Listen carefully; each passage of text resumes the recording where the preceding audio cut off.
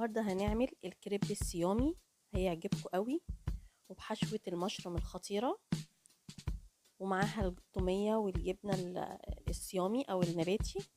حاجة كده تحفة. شايفين شكله عامل ازاي؟ بيتطبق بكل سهولة. شايفين الشكل؟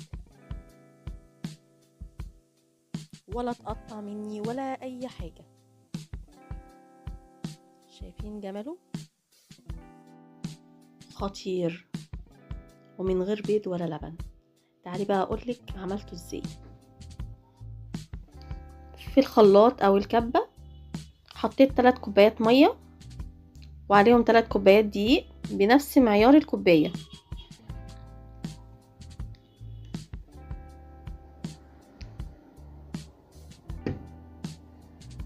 وحطيت معلقة صغيرة ملح،